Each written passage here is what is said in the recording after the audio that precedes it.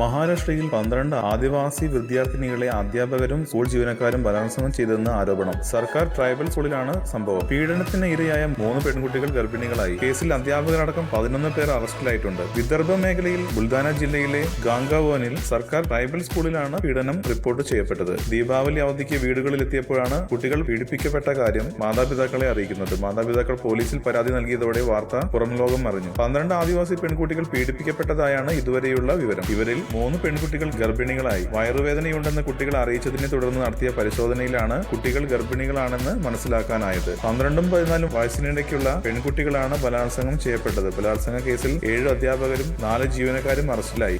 കൂടുതൽ സിനിമാ വാർത്തകൾക്കും വിശേഷങ്ങൾക്കും ഇപ്പോൾ തന്നെ സബ്സ്ക്രൈബ് ചെയ്യൂ മലയാളം ക്രിയേഷൻസ്.